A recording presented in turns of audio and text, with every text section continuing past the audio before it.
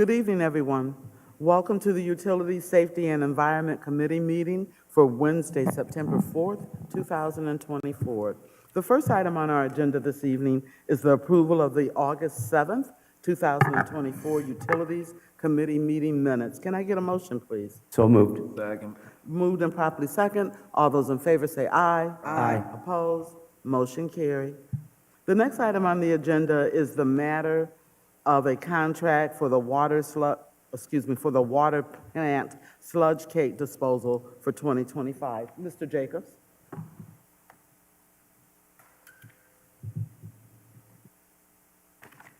Through you, Madam Chair.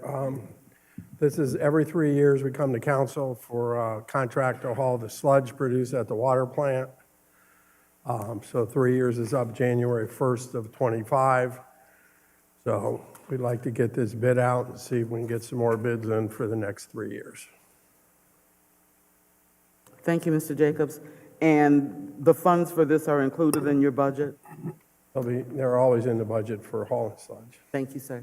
Are there any questions? Mrs. Davis? Through you, Madam Chair, Ms. Jake, so when you put it out for bid, how many companies that's available to us that can come in and bid besides one company? A number of the companies that haul trash could bid on it.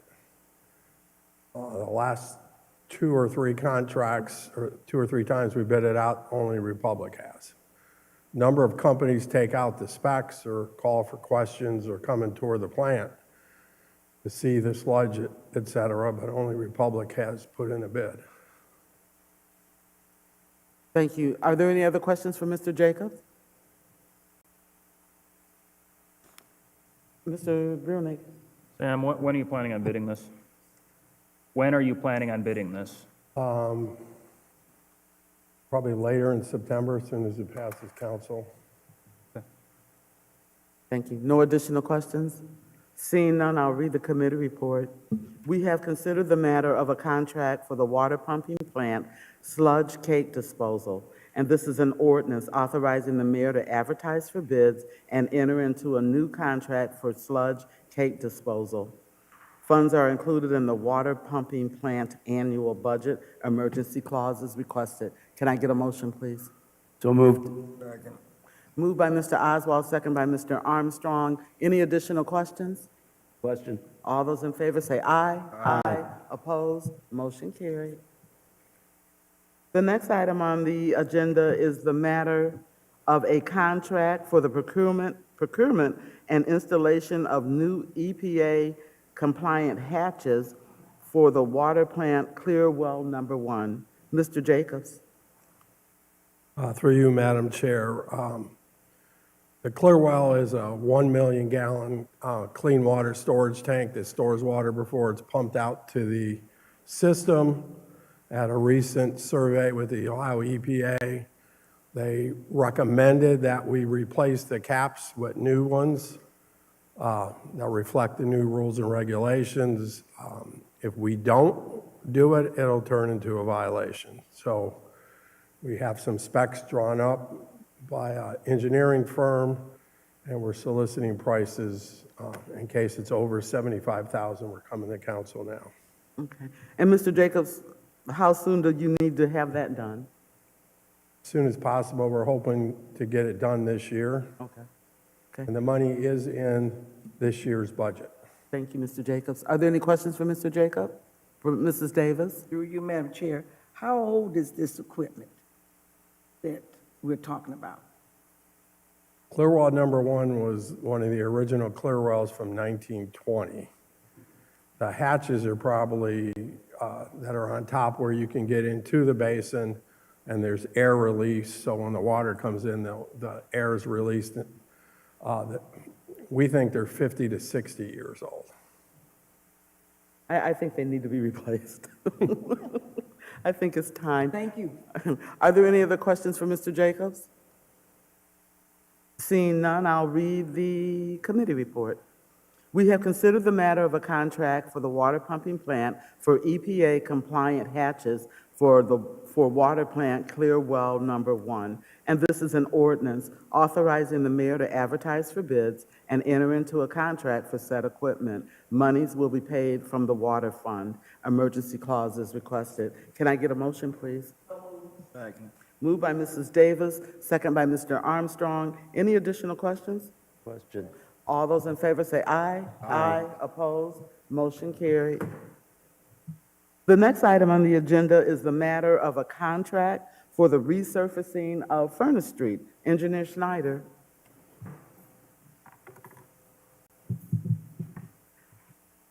Thank you, Madam Chairman. So we went out for bids for Furnace Street, and the bids came in higher than we originally estimated.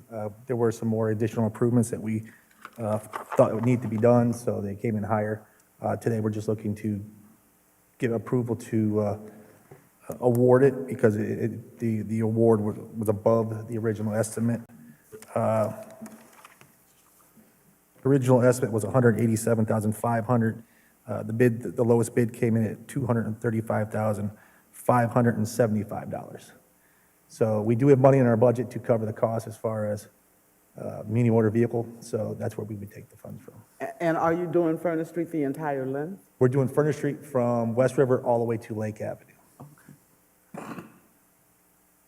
Ms. Davis. Are there any questions, Mr. Brunig? Well, you have an ordinance already authorizing you to go out for bid and approve the contract. Your issue is that it's outside of the engineer's estimate. So have you rebid it at this point, or are you adjusting your estimate? It wasn't outside the engineer's estimate, it was just outside of the budget. The original engineer's estimate was $220-some thousand. So you don't have a bidding problem, and you don't have an authority problem because you have Correct. legislation. Yes, it was just our original amount. You're worried that you have a perception problem because you came to this committee before with an estimate, and now it's exceeded that estimate. Correct. From my perspective, he's already got the authority to approve this. This is informational to you. I don't know that there's any action that necessarily needs to be taken. But if there's any questions for him or the chair, obviously feel free, but otherwise, I would say that you don't need to take legal action tonight. Mr. Oswald, did I see your hand up? Thank you, Madam Chair. Just a question. Recently, I've been going down Furnace, and there's a couple really bad spots that they've fixed. Do we have all those taken care of right now? I don't know what the issues were, but, they weren't filled in very good. And I don't know what the issues were, if we've had water issues or what on that street. Do you know anything?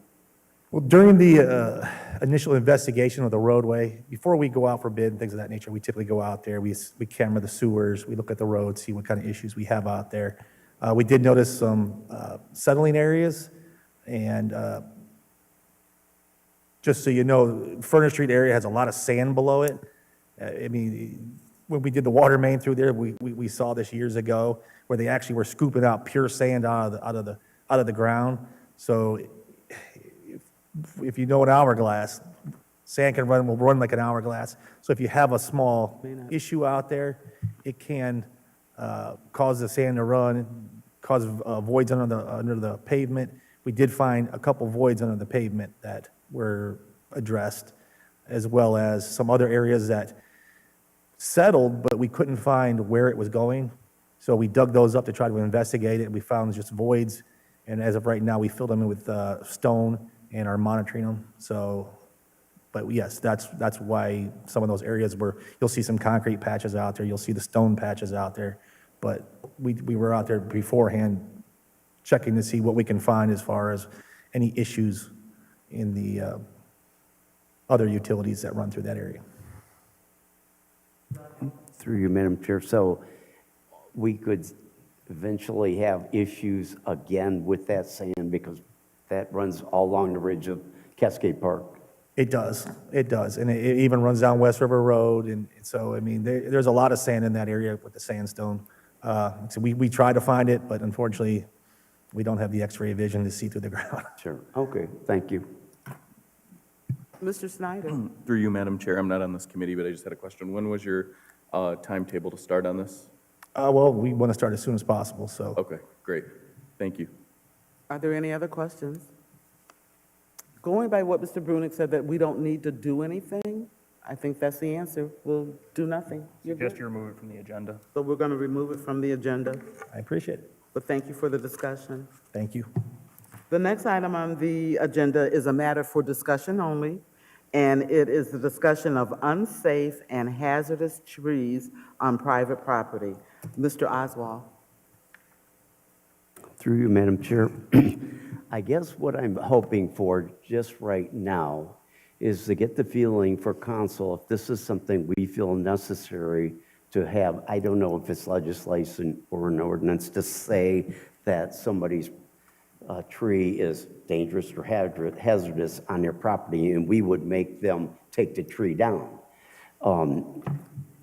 I just ran into a couple situations, and so the idea being that there's possibility in other cities, what they do is if somebody deems that tree dangerous or hazardous, then we can send them a letter, go through the process, tell them they have to remove the tree, and if they wouldn't, then the city could take it down, and then they would get either liened on their property for so long or make ways to get it paid. Now, I know Amanda was telling me, Ms. Jerry, sorry, she was saying that I believe Ridgeville's got an ordinance, and that maybe if this is something that we want to check into right now, because I know Mrs. Worker had some reservations, and if she could bring them up also as far as what she feels with taking these trees down. So I'm just trying to get the gist of what the council would like to do. So just so I'm clear, so I live in my home, and my neighbor has a tree that is leaning into my yard, and I'm scared that it's going to fall on my property, damage my house or my car, and the neighbor's like, I'm not taking it down. Am I understanding that correctly? And then the city would become involved. Is that correct? Through you, Madam Chair, it would have to be deemed a hazardous. We know that trees do that, and insurance companies get into that situation. The situation that brought this to my attention was a tree that's dying, and if that tree falls where a limb is coming, it's right over sidewalk. Okay. And at that point, it's hazardous to the pedestrians that are using that, okay? So these would be specifics that we would have to play out. It wouldn't be to go around and ask everybody, do you have a tree that's a problem? You know? So the neighbor calls their councilman person and says, I think this tree is hazardous. We then have our forestry department go out and make that determination. Is that what you're thinking will happen? Hold on a minute. Mr. Oswald? I would like to have Ms. Dury follow up on that question, please. Mrs. Deere? Thank you, through you, Madam Chair. So obviously, it would be ultimately up to City Council how they wanted to craft the ordinance, should they want to go that route. I would say next door in North Ridgeville, it is under the purview of their city arborist. I would suggest that it would be something that we would put under property maintenance, but have it be assigned again to our forester for purposes of making a determination as to whether it is a nuisance tree due to, disease, decay, et cetera. But that, again, that it would be a matter of a violation of the property maintenance code under our ordinances. We have had some of these situations on property where, again, we have old tree stock in our community. If the city can cite for a chimney on somebody's property that's at imminent risk of falling on a neighboring property, why not a 60-foot tall dying oak tree by somebody who's an expert? I will say, and I did have this discussion with Councilman Oswald, that this is something that the city should need to be prepared to increase the scope and the financial component of its tree contract, because in all likelihood, this would be beyond the scope of probably being able to do it in-house, I would suspect. Mr. Brunick, did you have your hand up? Oh, I did, but my supervisor took the question pretty well. I would just add that, Mr. Oswald's comment about trees overhanging the sidewalks already falls under our existing nuisance tree ordinance. So that does not necessarily need to get changed by itself. This would be for purely trees that are completely within the property owner's property, outside of the existing right-of-way or not overhanging the right-of-way. Those we can already take care of with our current authority. Ms. Deary? Thank you, and through you, Madam Chair. Again, the citation would be, first and foremost, to the property owner to remedy the situation, much like we do with lot mowing or, again, with property maintenance. And it would only be upon failure for that property owner to take care of the situation that the city would have the availability to step in, remedy the situation, and then make the assessment. Thank you. Mr. Armstrong, your hand is up. Mr. Armstrong? Through you, Madam Chair. So how would we even assess that if the tree is rooted on multiple properties? Well, it's hard to answer a hypothetical in every situation, but through you, Madam Chair, typically where the stump mostly falls, that's who owns it. It's not necessarily where the roots are. And again, I would leave that up to our city urban forester to make that determination as far as who should be cited. Thank you. Mrs. Awarka? Thank you. I'm not on this committee, but I have several questions, and I'll make some comments. First, I would ask Mr. Pinowski, does Mr. Hennigan have an arborist certificate from the United States Arborists Association? Do you know? I don't know off the Okay. top of my head. So first of all, that's the baseline that we need to make sure, because in the case of the two residents that are here this evening, I did speak to them. They have a tree in the backyard that is partially dead and decayed. It is not in their yard, it is in their neighbor's yard. It also would have influence upon the Ohio Edison lines that run in the backyard of the neighborhoods of Eastern Heights. I suggested to them to call their insurance agent and to have their insurance agent speak to the next door neighbor's insurance agent to try to get them to adjudicate that. The same thing you would do with a car accident where your insurance company is going after that insurance company to get your car fixed. I also did reach out to Ohio Edison, directly to Nick, who is our liaison person, and they were going to send their forester over to take a look at the tree. I have grave reservations of going down this path where we're going to take care of these trees, because number one, I don't think that we've got the expertise, and number two, I think it's a bottomless pit of dollars, because then when do we stop? When do we say no? And who determines the safetiness or unsafetiness of a particular tree? So that's what I have to say on it. Thank you. Mr. Snyder? Through you, Madam Chair, I'm not on this committee, but this is geared towards our law directors. So would the forestry department make an observation from the road? I mean, I would hate for them to enter someone's backyard and there be a dog in a fence or something along those lines, and then who's liable at that point? You know, something along those lines if they enter someone's backyard. Through you, Madam Chair, this would operate much like, again, our building inspectors operate, or again, we do with lot mowing. This would be complaint-driven. So yes, they would be observed from the right-of-way. Some of these trees, as you know, are very tall. You can see them from several blocks away. Or if a neighbor makes the complaint and gives permission, then our inspectors have the right to observe, say, an adjacent backyard from the neighbors.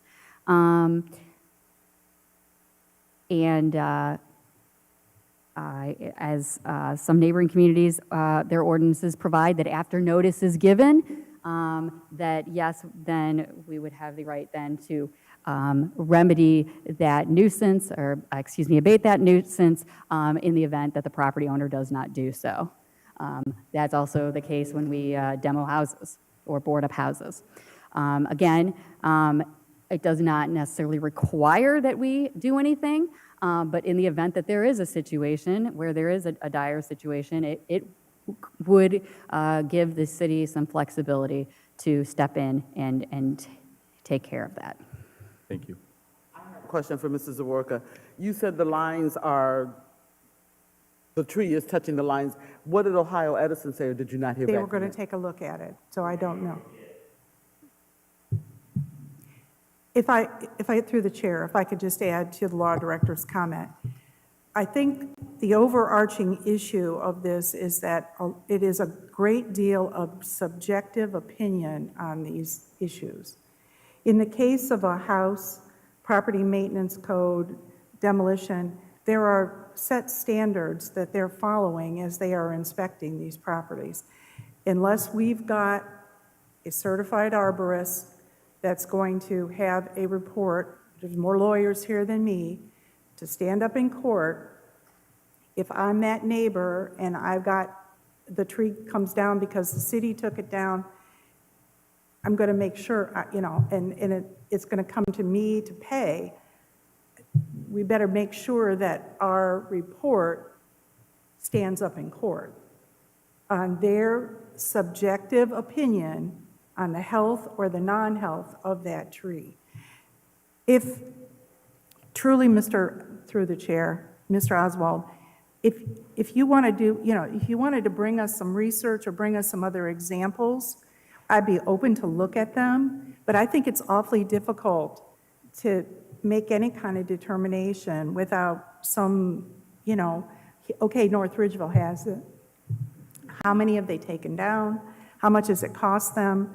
What are, the whys behind it? I've got grave reservations. Thank you. Mr. Pianowski. Thank you, through you, Madam Chair. I have concerns about adopting such a program as well, because we're asking our forester, we'll go ahead and say, we'll go ahead and assume he has a certification. Now he's also an inspector, right? And he's supposed to inspect the health of a tree from the right-of-way unless we start getting warrants to go into people's property. And I recognize sometimes you can look up and say, yeah, that branch is dead, but now we're talking about the heart of the tree.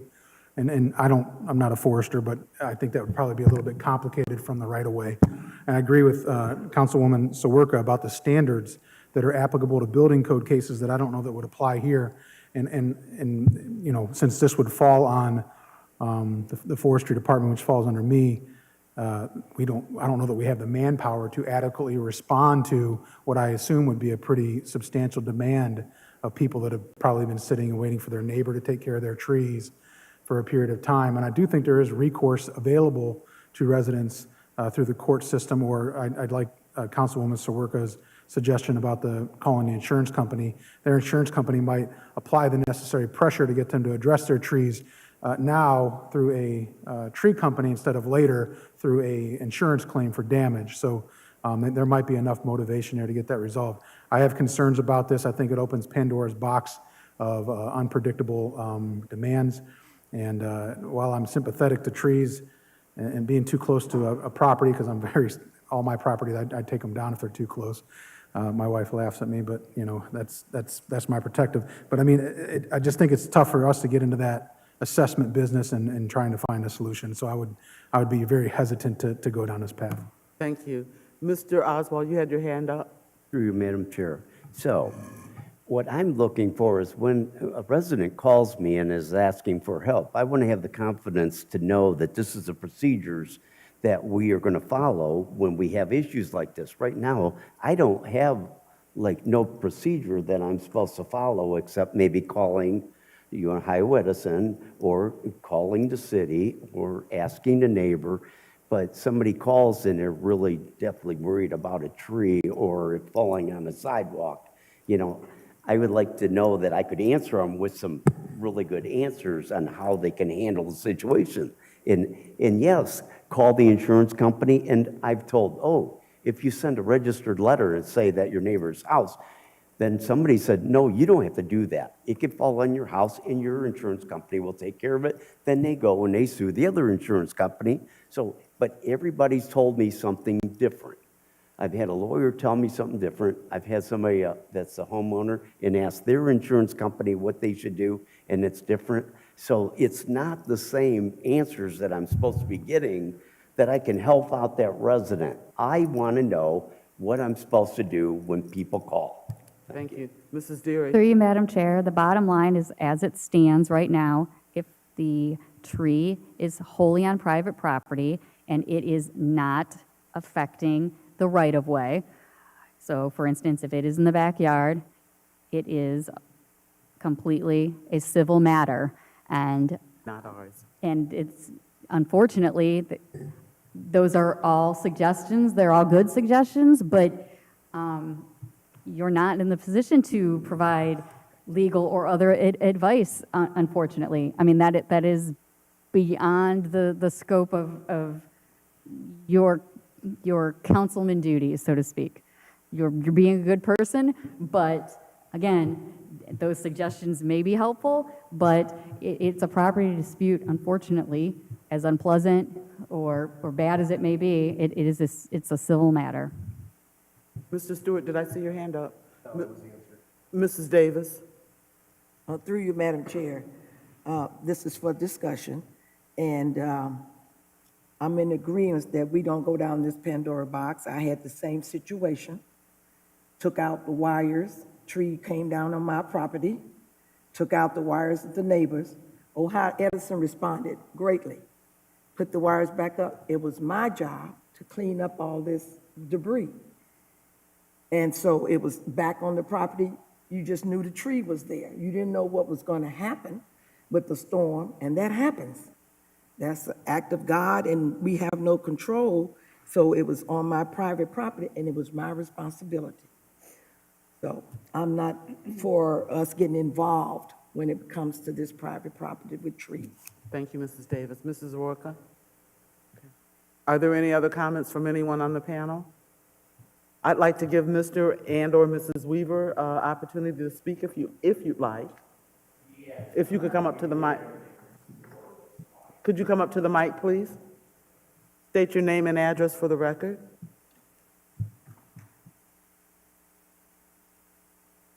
My name's Jerry Weaver. I live at 210 University Avenue in Elyria. My concern is we've done everything Mr. Schwartz has said. We tried the utility company. They came out. I don't think he did a really good view of this tree. I think he was looking at actual branches hanging over the lines. I don't think he took a view of the actual whole oak tree coming down, not just branches. I have pictures. Mr. Oswald has pictures of this tree. It is hollowed out. A big branch already came down on this neighbor's house already. They are in the process of completely rebuilding it. It crushed the whole corner of her home. It is a disaster. She's getting a whole new roof, all new siding. The inside of the house is getting done. All new trusses put on her roof. This is how big, that was just one branch off of this tree. This tree right now, all the branches are facing towards our yard and the utility lines and our house. The way the hollow is like this. The tree is like this left, but that much left of this tree. It's probably about 150 feet high. It falls on our house. Our house is demolished totally. And we sleep in that house. We sleep in that corner bedroom. That tree comes down while we're in that house, we're going to be dead. But I just want to make sure that you all realize that we have gone every route that we can. I called my insurance company. They talked to their corporate. They said, no, there's nothing they can do about it. If it falls on our property, they take care of it. Our insurance takes care of it. I'm just trying to be proactive. I don't want to be reactive, waiting to find out that this should have been done. I know everybody's got problems with trees and that, but we've got pictures. I would like to have an idea, actually have an arbitrist come over to our property or her property, or I can show him pictures. If he doesn't feel safe when going on their property, he's going to get bit by her little dog. But I can show him pictures, and I'll be happy with his determination. If he says no, that tree is going to be fine, we'll have to live with it. But if he says no, that tree has to come down, I want to be able to have the city to have the recourses of saying, lady, you need to get that tree taken down. We're going to get it. If you don't get it taken down, our city will take it down, and you're going to be reimbursed, or you're going to have to pay the city back through taxes or whatever. And that's all I'm looking for, is something, a determination for sure that this tree is safe. If it's not safe, we need to have it taken down, period. Mr. Weaver, may I ask you, have you spoken with the neighbor? Are they willing to take the tree My down? wife tried to get a hold of her, and first she said she's living in the hood. I feel like I'm living in the hood. I don't know where in the heck she's getting that. My wife sent her a text wanting to get a follow-up of what's going on with this tree, because it's been over a month now. She's having her house, I don't know if anybody's been down in University, but there's a 40-yard dumpster in her yard that is full of all her debris from the damage from her house being done. Plus, it did a considerable amount of damage to Johnny Dixon's house, her next-door neighbor, and he can't get his insurance to even help him out.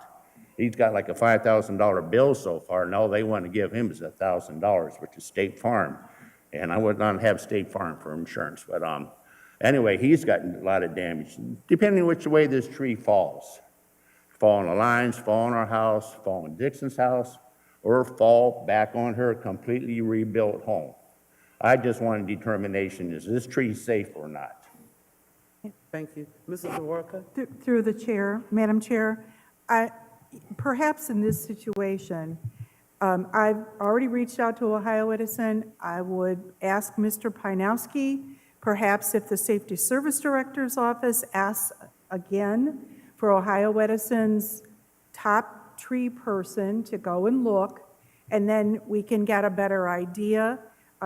If they followed up and they were there, and obviously they talked to you, I don't know. No, they did not talk to me. Okay, well then, We got a little letter saying it's that they were there. and they won't be back again for 2 more years. I think in this case, perhaps we should go back to Ohio Edison and ask them to send their most seasoned or trained person to take a look at the tree, because they do have arborists on staff.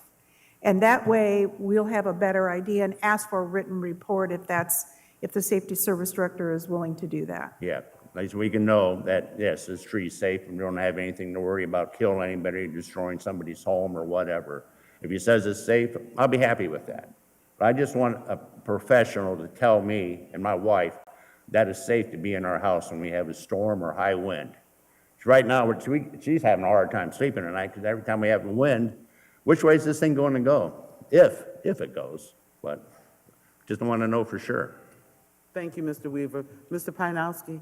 I'd be happy to reach out to First Energy, as Councilwoman Sawerka suggested, and see what they might be willing to do. I am not willing to ask the city to make that determination, though. Yeah, Okay. I appreciate it. Thank you. Thank you, Mr. Weaver. Mr. Brunick, did you have something? Thank you. Mrs. Deary? Okay. Well, this was a good discussion, so we'll wait and see what Ohio Edison has to say, and if needed, we'll have this conversation again. There's nothing else to come before this committee. I will entertain a motion for adjournment. So moved? Moved and properly second. All those in favor say aye. Aye. Opposed? Motion carried.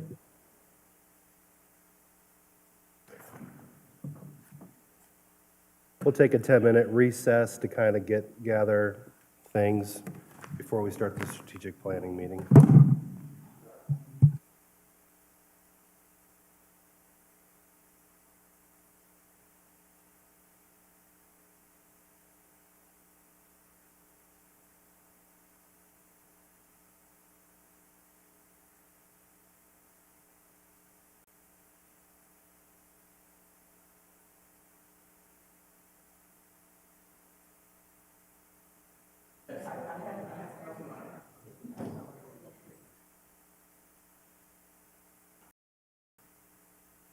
You can have mine. I got them.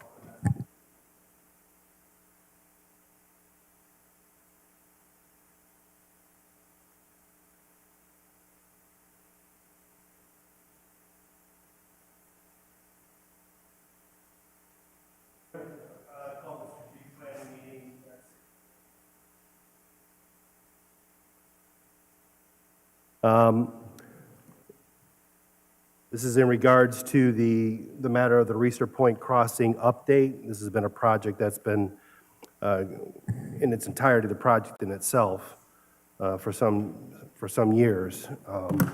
And now there's been some potential development for this project potential project moving forward. So what I'd like to do is, because there's members of council who weren't here when this original developmental agreement and TIF project came about, and then talk about our settlement agreement with the developer, and then where we are today.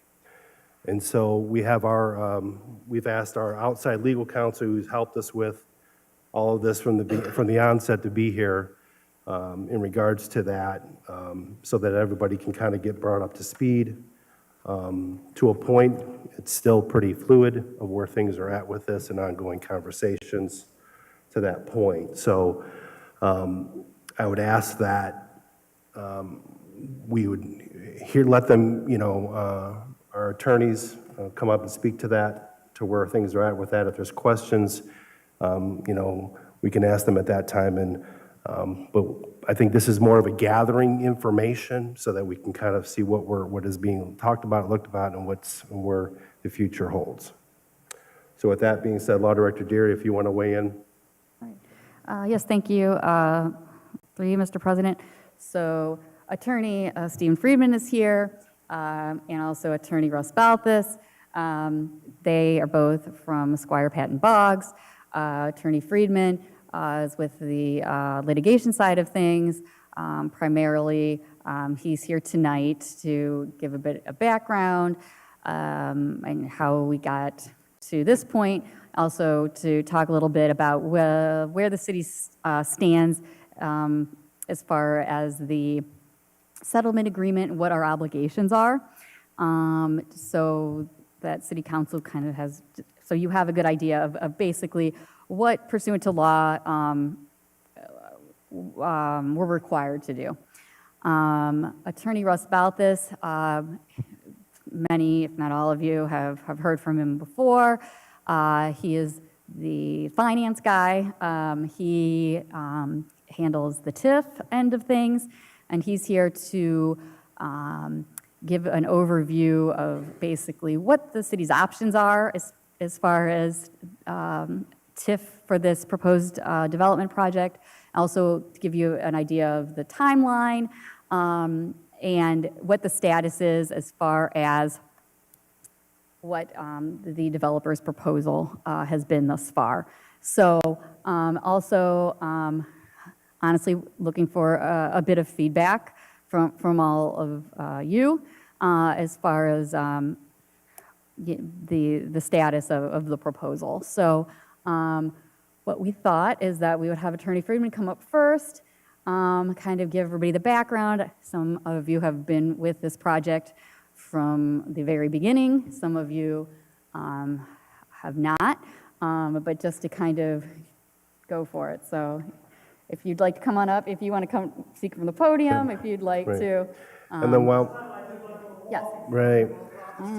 And while Mr. Friedman is coming up to the mic, we'll also have Finance Director Plesky weigh in on, our current situation as well, just so that, he can give us that information so that we're, well informed on that. Mr. Friedman? Thank you, Mr. President. It's good to see everyone. It's been about a year and a half since I was here last. Let me just give a very quick overview. We won't go into excruciating detail on the lawsuit and the theories and stuff like that. Of course, this is an open session, but just to refresh everyone, in December of 2019, the city entered into a development agreement with DBR Realty. DBR had purchased about 60 acres north of the Walmart, paid about $1 million, give or take, for that 60 acres, and it wanted to develop that property for light industrial use. In December 2019, an development agreement was reached under which DBR donated about 5 acres to the city, and the city agreed to build the connector road. And bonds were floated for that. That was money that was spent by the city, and there's a TIF to repay the city for that amount and a special assessment if the TIF does not repay. It's about $5 million, give or take, that ended up costing the city to put the road in. and the construction happened in 2020 during COVID. The road was dedicated, I believe, at the end of 2020, and in 2021, a dispute arose. DBR Realty sued the city, claiming that the city failed in its obligations under the development agreement to put the road in properly, and specifically to provide sufficient drainage for the development property, the 50 acres or so that was not donated for the road, that was going to be developed for light industrial.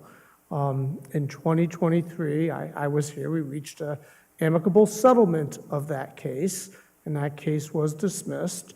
And as part of the settlement, the city agreed that it would spend additional funds, all still part of the TIF and special assessment, but some additional funds to make the development property, the property on either side of the road, properly drain into the storm drains alongside of the road.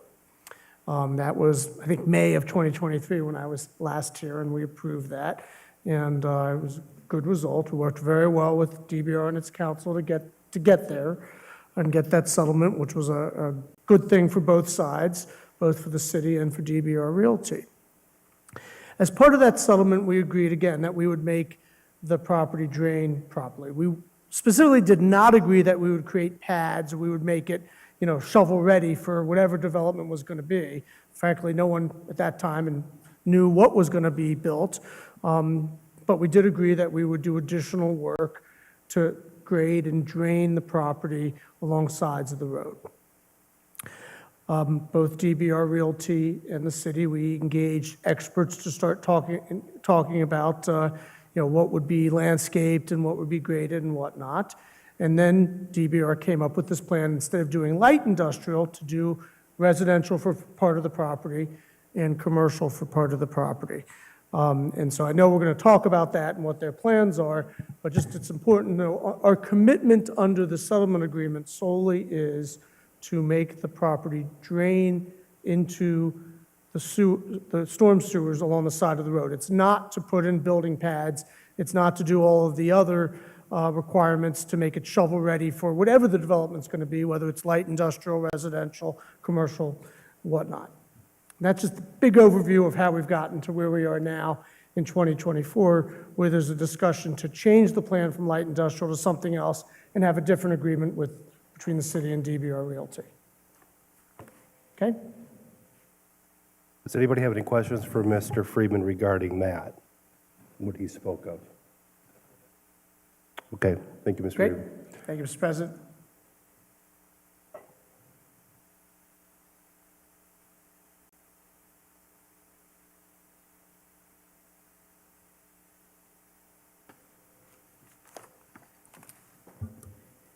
Good evening. My name is Russ Balthus, and it's good to see many of you again. Just kind of picking up where Steve left off. If you go back to the beginning of the project, the development agreement anticipated that the city would put in the road, and then there would be this TIF in place. And just to give everyone a quick update on TIFs, when you have a property, people pay property taxes on it. If someone builds an improvement, the property taxes go up based on that increase in value. What a TIF does is it takes that increase in value, takes those funds, and then directs them back to the city, and then the city can use those funds for specific things. It depends on what type of TIF, it depends on what type of improvement, but that's the general concept. So what the city's plan was under the original development agreement was the city would put in this road, then the project would ultimately be developed. That would generate increased property valuations, which would generate revenue to come back to the city to pay that approximately $5 million that the city used to put in the road. As a safeguard for the city, there was also this concept if nothing gets built or if the value isn't enough, there would be this thing called special assessments that would then require the owner of the property to pay extra funds to the city because they received the benefit of that road. And then the city would then have those funds available to pay back the money that the city expended to do the project. So as Steve said, we had there was some history and a process to get to where we are today. And the developer is proposing, and again, as President Stewart said, it's very fluid. Things are still very much moving, but we just wanted to make sure that council was in the loop and keeping everybody up to speed. They have proposed a development that is a bit different than what was originally anticipated, and it requires changes in the type of TIFs that we are looking to use. The biggest change is that under the TIF that this council passed back in 2019, that only works for commercial or industrial improvements. This is going to be a predominantly residential development as it's currently proposed. So it has to be a different type of TIF. So it doesn't change that general concept of there's an improvement, there's value, we take that value, and then we use it to pay for the public improvements. But the new proposal would require a new TIF, and then there's also a need for additional public infrastructure costs to put in this residential development. Again, everything is fluid. The numbers that have been provided are all very much estimates and projections as of now.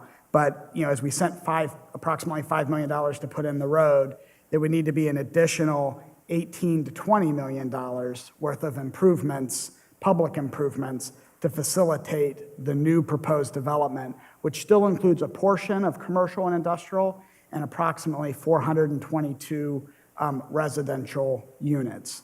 So the idea would be, and I think the current proposal from the developer would be for the city to expend funds to implement certain public infrastructure improvements, and then the city to be repaid by the TIF.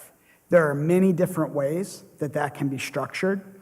There are ways that adjust risk, that if things don't go as planned, from the city to the developer and vice versa, and those are all things that are currently being negotiated and reviewed, and will be decisions that ultimately the administration and the council will need to decide. But again, we'll work through it with the developer and try to negotiate something that obviously reduces the risk to the city as much as possible. And there's a number of different parts there that we can talk about how those things move. If the project doesn't get built, there's not these improvements, we don't get that extra revenue through the pilots, who pays back the road? On one extreme, the city has to pay that. On the other extreme, the developer has to pay that by themselves, or the person who loans the city money would bear that risk, and they're told that up front, and that's something that's communicated. So there's a bunch of different ways to move that around and structure that, and those are one of the things that we're currently working through and trying to negotiate. And happy to answer any questions. This is a lot of moving parts here and a lot of technical aspects. Does anybody have any questions for Attorney Balthus in regards to Ms. Sawerka? Thank you, through the chair. You mentioned that, there's different types of TIFs, and I guess my question is the uniqueness of this in terms of there are other communities that have done similar things. I guess that's what I'm looking for. Is this more unique or less unique or just as unique as other developments have done throughout the state of Ohio? That would be first part of my question. The second would be, is there a specific example that you were familiar with that then we could sort of wrap our heads around it? That would be helpful. No, thank you, and thank you.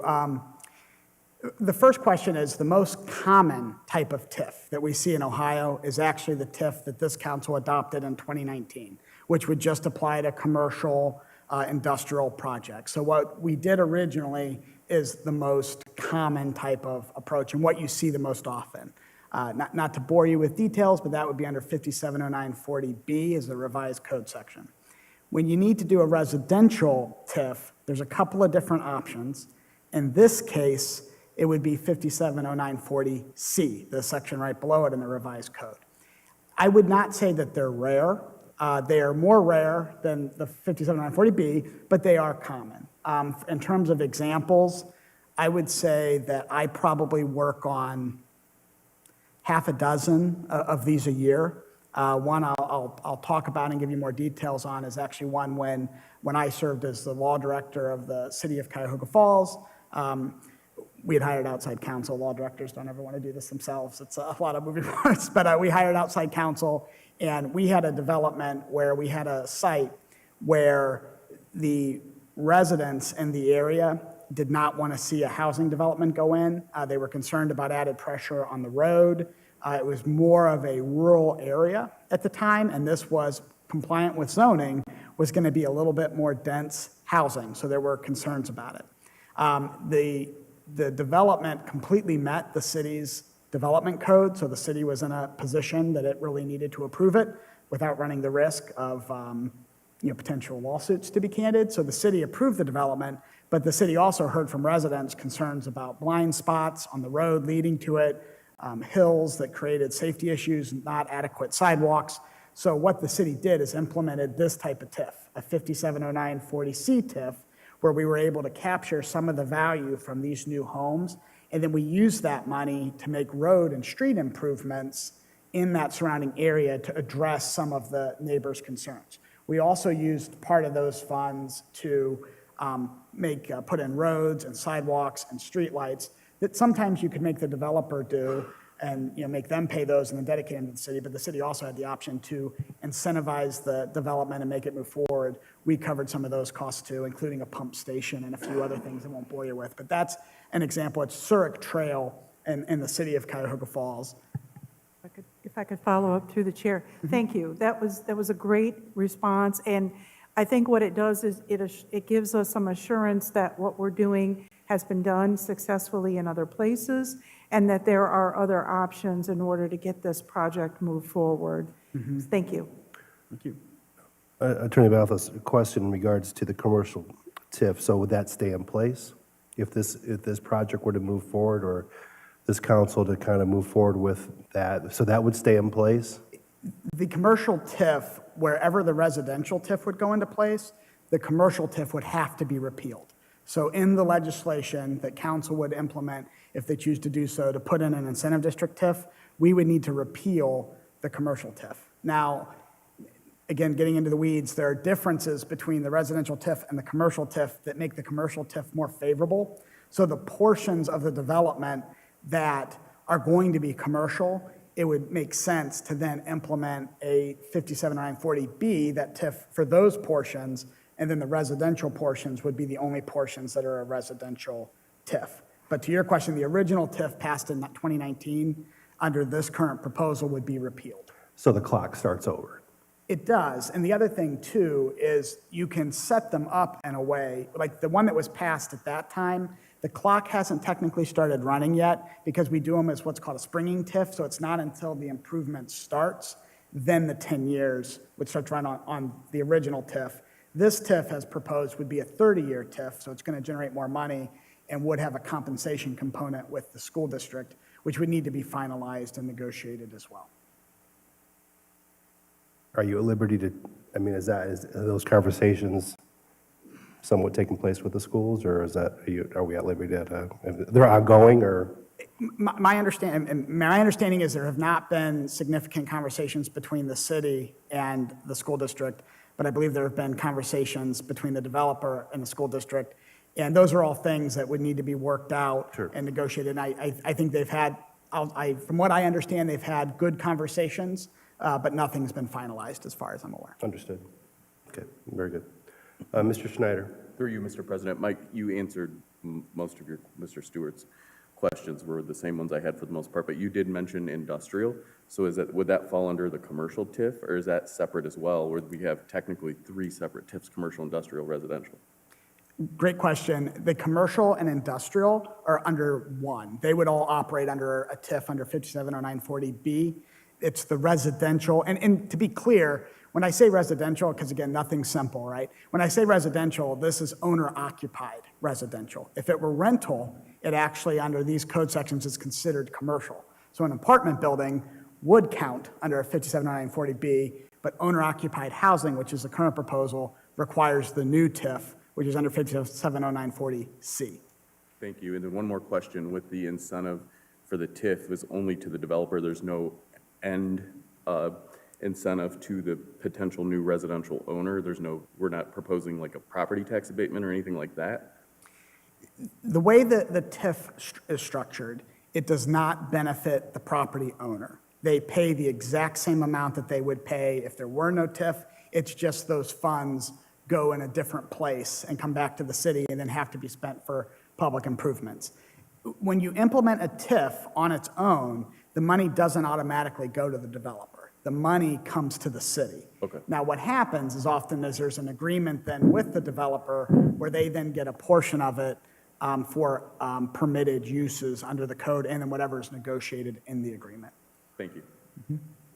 I have another question in regards to that. So if we were to go ahead and do the residential, that would reset things, but then if the remaining property, that would go back to a commercial industrial, if that is indeed what's being discussed, a certain percentage of that is going to be back to that commercial industrial TIF?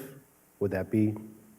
I think it would depend on how it's structured. And the answer is what we would do is try to take the best information we would have at the time. Like if we know an industrial use is coming in, I think it would make sense to put in a 570940B TIF to capture that, and then just do the incentives district TIF where there's residential. One thing council should be aware of is under the revised code, once you implement an incentive district TIF and you collect service payments, so you get money off of it, you are not then able to then put an industrial TIF there.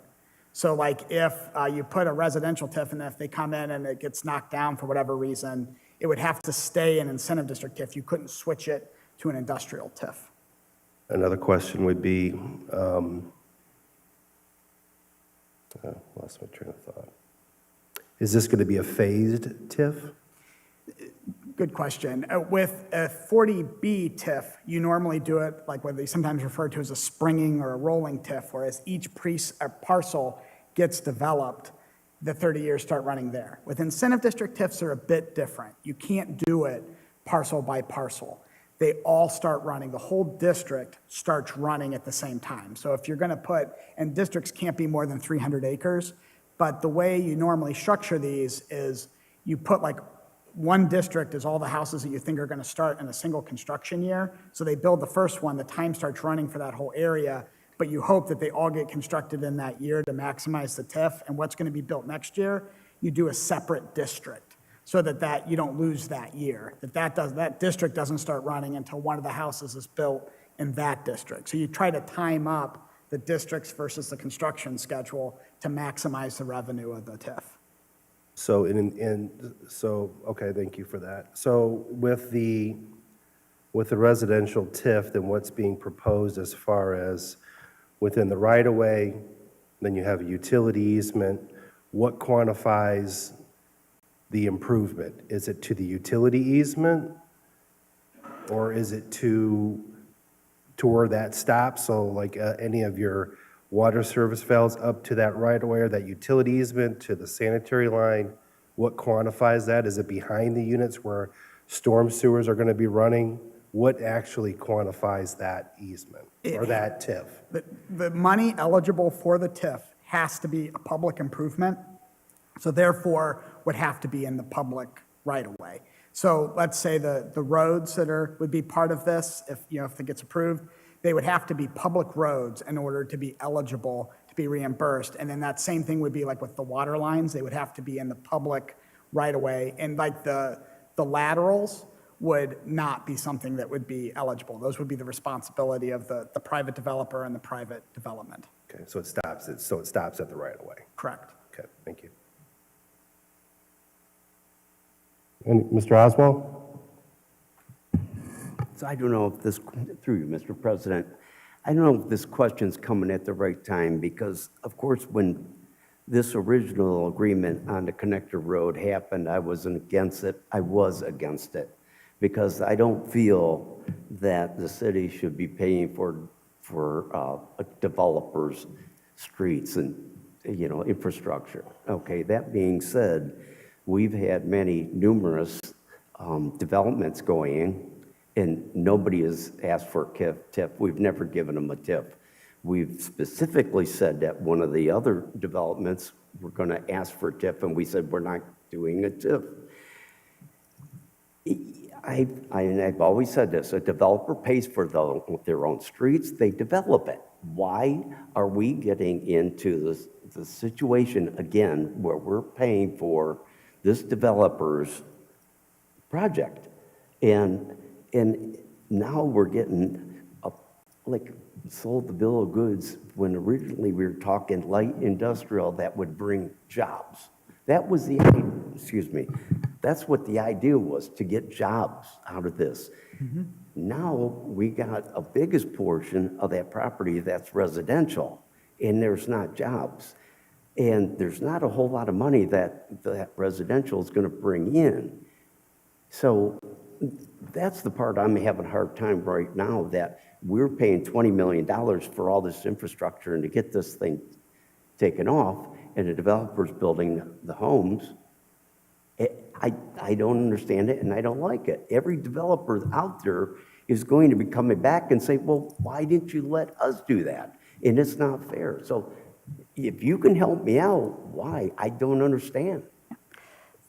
If I could, Russ, before you answer, I'll defer to the law director if I know you want to Yes, speak. through you, to Mr. that. President. So first, to me about this, I think it would be helpful for everyone up here and everybody in the audience if you could, I guess, specify that doing a TIF does not necessarily, I mean, there's many ways to do a TIF. And I think one of the things that you pointed out when we discussed last week was having the development move forward, that it would absolutely be in the best interest of the city to do a TIF. A lot of it comes down to what the TIF would look like. And there's many ways to do a TIF. Secondly, before I forget, would you explain that there were negotiations with the schools, but there's also would be negotiations with the county, and that will, for this type of TIF, and that will affect the timeline as well. Now, those both, they may be waived, but it's just something that we need to be cognizant of. So, thank you. Thank you. Thank you, Mr. President, and thank you, Director. Starting with the county issue, one difference between the 40B TIF and the 40C TIF is potential county revenue sharing and county notice, excuse me, if it's more than 10 years or more than 75%, which would be the case here. So there would need to be notice provided to the county, and the county would either have the choice of either doing nothing, which would mean it would go forward and they would not receive compensation, or they could object and negotiate a compensation out of the pilot payments. And if we are unable to reach an agreement, there's pretty much a split that is set forth in the Ohio Revised Code that would have to be followed. So whether the county would agree to compensation or not would have an impact on all the projections that I know the developer's working with. So that's that issue. On the question of different ways to do a TIF, Council member, your comments are very fair, and there are policy positions on all of this, and you have, that's, many people hold your view. I would say that the argument that someone would make on the other side would be a lot of times TIFs are used to make developments come forward that would not have otherwise come forward. And so the idea is the taxes that are currently getting paid continue to get paid. It's just on the increase. And so the idea is the TIF may be 10 years, it may be 30 years, but the improvement will be there after that. And so now there will be more value that would not have been there before as a result of the TIF. And to Director Jury's point, the idea is just because somebody TIFs something does not mean that all the money has to go to the developer.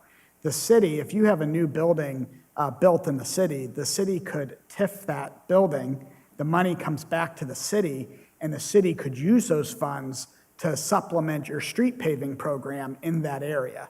If a water line needs repaired in that area, you could pull from the TIF funds to repair that. So TIFs are a way to create additional revenue for cities to deal with infrastructure needs that they need to address that are a result of additional pressure because of additional development or improvements in your city that then put more pressure on your streets, more pressure on your utilities. You can then use those funds to make those public infrastructure improvements. Now, often, as you point out, there is an agreement with the developer where a portion or all of that TIF revenue goes to the developer to put in that public infrastructure. And you're also absolutely right that sometimes the developer is just expected to pay for that, and if they can't, the project doesn't go forward. And those are great policy considerations for your council and the administration to consider what you think is best for your community. I don't know if that answers your question, but I try. Ms. Mitchell? Thank you, Mr. President. Through you, So when we were initially told about this and we approved the TIF in 2019, it was going to be industrial, commercial, as Mr. Oswald said, bringing in jobs. Now the majority of the project is going to be residential. The taxes from residential, they don't come to the city. They go to the schools. Am I correct? Most of the property taxes on residential and commercial go to the school district. So I guess I don't. Go ahead. No, well, I think maybe to what Ms. Mitchell is saying, if I may, is that, we were looking at this initiative to be commercial, industrial, income-based jobs Yes, to produce our base, for our income base. That was the intent of this. That was the original, the agreement that was brought forward. Now, if we choose to go down this path, sure, it is going to create some initial revenue just because you're going to have the construction of the road, the improvements, the buildings, but when it's all completed, the majority of those taxes are going to be, separated into the different funds, but we're not building our tax revenue base ultimately to compensate for that. And so if that's maybe what you were thinking. So going back to your comments in regards to the area that it would give back to this TIF to make improvements, paving, sewers, is it specified to that area? What's the limitations of it? Is it a ward issue, or is it with a proximity of a half mile here and a half mile there, and that's what you can use those returns of investment, I guess, if you would say, back into the community? What does that look like? Great question, and I always hate to give the lawyer answer, it depends, but this is a very standard, typical lawyer answer on this question. The revised code provides that the funds can be used in an area that benefits the TIF parcel.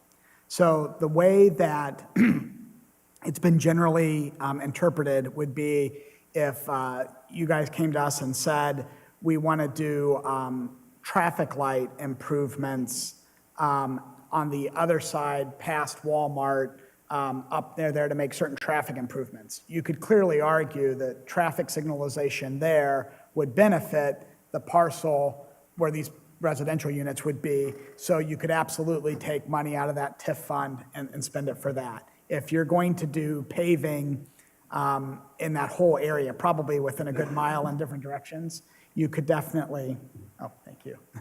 You could definitely, put a portion of it, towards that, or a water line that feeds that area. Now, if it feeds that area in a lot of other areas, maybe you can only pay for 10% of it with TIF funds. But the way you do it is the way we always instruct clients is you want to make sure you have a logical argument as to how it benefits that parcel. And where this is policed is that the state auditor, when they audit these funds, will look at these uses, and you want to make sure that you've documented and can show that we are using these funds on public infrastructure that benefit these parcels. Ms. Sawerka? Thank you, through the chair. I guess my thought is, everyone was talking was, I think we need to keep an open mind. Nothing in 2019 is the same as it is in 2024. Look at the mall. The mall in 2019 was going through like 16 different alliterations, and now it's going to be something different.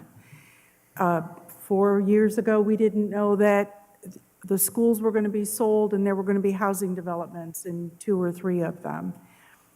I think that, to Mrs. Mitchell's point, there would be some income tax revenue by the people that are living in those homes. It certainly is not the same as an income tax revenue roll from a manufacturing, place, or a small machine shop or something that was along that way. I do think that we need to keep an open mind. It sounds like there's still a lot of things that need to be discussed and ironed out, but I don't want us to get into the path of, well, this is what it was supposed to be, because everything's changed. Everything since 19 has changed, and now the road is there, and it has helped with Chestnut Commons traffic. So that's a big plus. Law Director Derry? Through you, Mr. President, and Attorney Balthus, please correct me if I'm incorrect on this, but I would say that in speaking with what the TIF, the pilots, the payments in lieu, can be used for, that in the event that this were structured, that the city is monetizing the TIFs, that is, much like what we did in 2019, where the city went out for bonds, that those payments, we would want, I mean, we would need those to go towards the payments on the bonds. So essentially to pay the city back for that. So that is something to bear in mind. Not all TIFs are monetized. Like we were discussing, there are many ways to structure a TIF.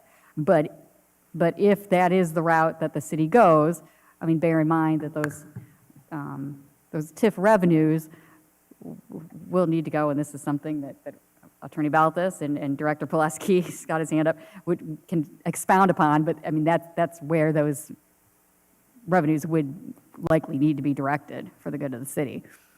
Finance Director Pileski? Thank you, Mr. Chair. If you recall, when Chestnut Commons Drive was put in, which would be the road from Sugar Ridge or Chestnut Ridge to Walmart, that was a TIF project. So TIF backed by special assessments. So that particular project was strictly the road and lighting and what have you. I issued 15-year bonds to pay for that road. The TIFs came in well above what was anticipated, well above the bond, the debt service payment. So I paid off those 15-year bonds last year. So the TIFs are still coming in for 15 more years, so that gives you an idea. So that money is being, there's a new calculation going on with Midview Schools, but we'll be sharing that with Midview Schools, and that money will be in our TIF fund and be able to be used for other improvements within that area. So there's an example of a TIF. We never had to levy the special assessments. The TIFs always covered the debt service payment. So, but the difference here is that you're going to be doing a little bit more than a road work, so. Mr. Lippian? Through you, Mr. President. Thank you for that extrapolation, Director Pileski. If we could count on anybody to properly manage these TIF funds, including monetization, it would be you. So we have a lot of confidence in your abilities, especially as regards this TIF, whether it gets restructured or whatnot. I do have a few questions. So this is largely in Ward 1. So I'm the representative for Ward 1. So I've listened to my residents and I've listened to business owners. So I'm getting new information from you today, so I want to verify. So the $5 million TIF was for the acreage on the road that led through Chestnut, correct? The $5 million, $5.2 million was the money spent by the city to build the road with the expectation at the time that the TIF on all of that property under the existing TIF, the 10-year 75% would be used to pay that back. And the director made a great point about when revenues are higher, that's great. But if they end up being lower, the special assessment's there to cover part of that. But that was that intent. So the whole area was going to be TIF'd for 10 years, 75%, to generate back that $5 million, $5.2 million to pay for those notes. Yeah, I'm tracking that. Okay. So did you say that this 5709.40C TIF, the residential TIF, did I hear correctly that that's 18 million? Was that total or in addition to? The amount of money generated by the TIF will be completely governed by the value of the improvements constructed on the property. I understand. So whichever one we implement, it'll all depend on what's ultimately built. The problem would be if a residential development were built today, if the project that's being developed or proposed were built under the existing TIF that's there, we would get no revenue because of just a legal mechanism. It isn't able to exempt owner-occupied single-family housing. So we would have to go to the other type of TIF to grab that value. No, I understand that. I've spent a lot of time on TIFs, and I understand the machinations of them. And I think it's pretty intelligent the way that you've fit in the jigsaw piece, if you will, of seeing where you can use the 5709 40B TIF and where you can use the 40C TIF. That's a little bit of logistical jujitsu, but it sounds like if council can get a chance to see what that might look like, it could be beneficial. But that is an $18 million 40C TIF, correct? The expectation, and again, these are numbers provided by the developer that have not been independently checked or anything yet, and I'm sure they're just, if they were here, I'm sure they would say their estimates. I believe they attribute the net present value, and there's assumptions in there, and I don't know what they all are, and I think it's 16.5 million-ish is the net present value that would come from the residential portion of the TIF. And you'd get closer to the 1819 when you take in the smaller commercial portions as well. But again, just estimates. Okay, so that's a $16.5 million 40C residential TIF on top of, from the past, a $5 million 40B TIF. If I may, the past TIF, because nothing yet has been built there, it doesn't generate any value. So I wouldn't say that the existing TIF is generating the $5 million. I think that was the hope, but with nothing having been constructed, unfortunately, it won't generate anything. So, I just want to make sure everyone understands that the existing TIF, unless something is built, it doesn't, and it doesn't have to be this proposal by any means, but unless something is built, it doesn't generate any revenue. No, I do understand. And is this a 10-year or 20-year TIF that you're proposing with the 40C? Their request, their proposal is for a 30-year incentive district TIF. Okay, 30-year, 100%. Thank you. That was my question. Well, we got that correct? Okay. Well, that 16.5 million is a lot of change to raise, but over 30 years, would we be able to see projections of those intended revenues? Because of course, as you know, we're betting on the future. This is a little bit of economic development forecasting. So obviously, before council approves this, we get a chance to look at your projections for ourselves. Absolutely, I would definitely want council to have that. And that's something I think that the developer would expect. I would suggest that this is very limited because this is really fluid with these numbers. I appreciate you're asking the questions, but right now, no numbers. I mean, they've got some early thoughts, but we're talking clearly, so it's still pretty fluid. That's fine. No, I just think it's important to get a sense of whether that's doable. Now, I do share some concerns with my other council colleagues, President Stewart, Councilman Oswald, Councilwoman Mitchell, that it would be for residential. As mentioned, it doesn't bring in as much revenue to the city as industrial commercial would. That's a good point. I can tell you that I've heard from residents in Ward 1 that they generally are not in favor, as it stands, of this residential development. Now, obviously, that's not all of Ward 1, but I talked to a lot of them. And maybe some will come out of the woodwork and say, no, actually, we should have this. And they've got their reasons. But I really paid attention to business owners' concerns on Sugar Lane, which is also in Ward 1. And there's a concern about that property that juts inside of the site. If you look in there, kind of looks like an appendix. That's Perfection Fab. So there's going to be residential development abutting that Perfection Fab industrial facility, correct? I believe that's their, again, it's not my proposal. I believe that's the developer's proposal. They submitted. Again, I think, Mr. Lippian, this is an attempt to, maybe look at this is going to be maybe continuously looked at as far as pushing that residential back, limiting that. It's been ongoing conversations. This is one option potentially that's been brought for us. But yes, you're speaking to what's here in front of us, more recent. I would agree with that. It's a fair assessment. Okay, or thank statement, you. But no, I appreciate that. And understand, too, it's my task to bring the concerns of the people of Ward 1 to the table so that you can hear them. And as early in the process as possible, communication is key. As our mayor champions, communication and transparency is key. So I appreciate all of this. So yes, at any rate, there are a lot of concerns from Perfection Fab about the abutting of that residential property.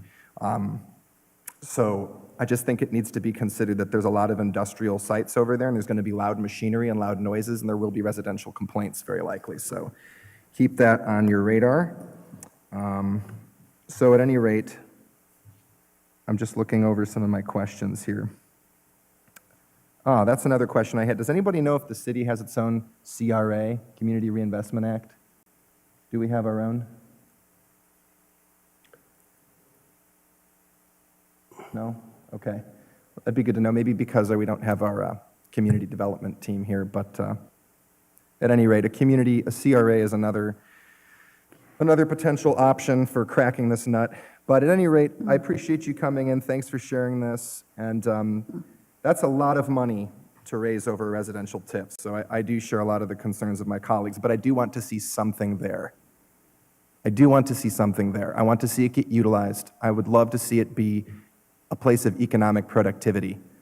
So obviously these conversations will continue as we go forward. Okay, Mr. Plesky, do you have anything more as far as in regards to our bonding capacity and I mean, again, we like to using the word fluid here a lot, but So from the city's position and going through some initial numbers. So through you, Mr. Chairman, in the 2023 Annual Comprehensive Financial Report, we do a calculation of our legal debt margin, which is within the 5.5% of assessed valuation.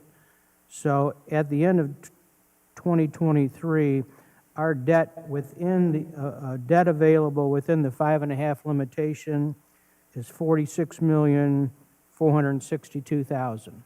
Now that's not the same thing as the ability to repay. This is legal debt margin, so there's no way we can afford to do general obligation bonds for $46 million, obviously, but there is room under the legal debt margin.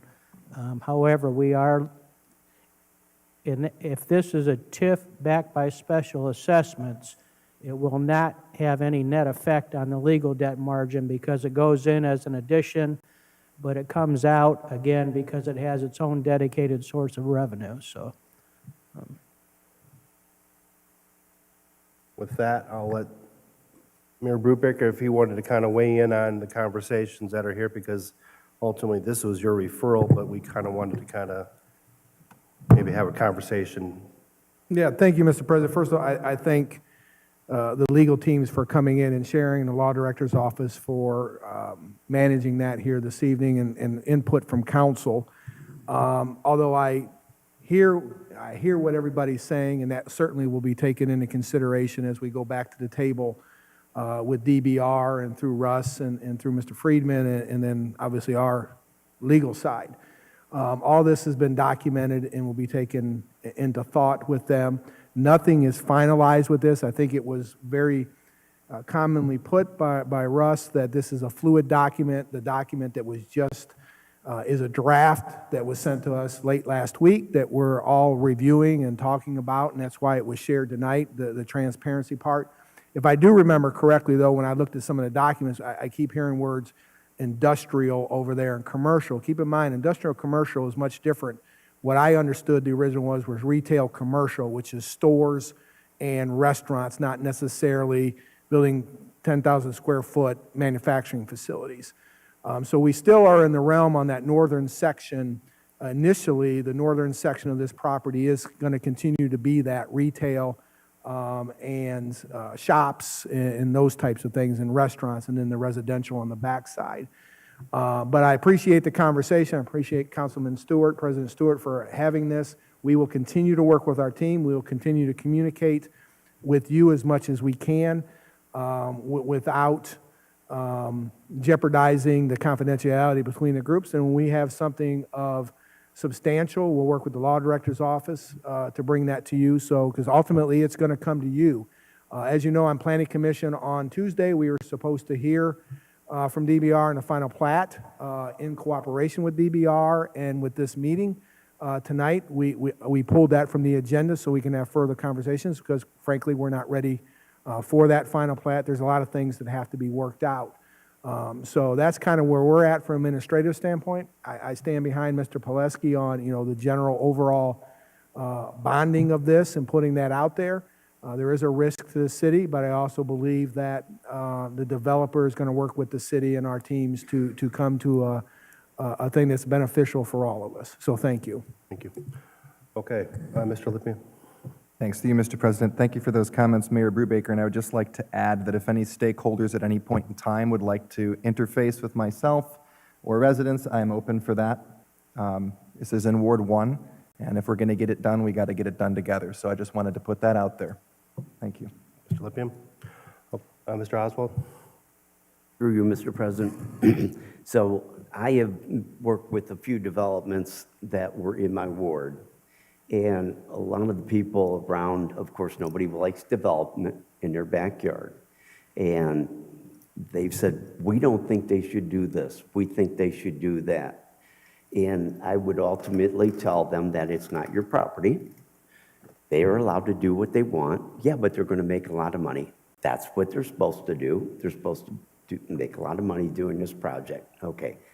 That being said, that sometimes when a project comes like this, like you were saying, I think we need to work together and to see that maybe, and I don't want to tell DVR that, no, you need to do this, but I would like to see if we could get together and maybe size it down, put some more shops. Give me some more ideas where that development's going to make money for us, because that was the intent, that there's a prime piece of property over there, and I would like to make sure that the city's going to get something out of it.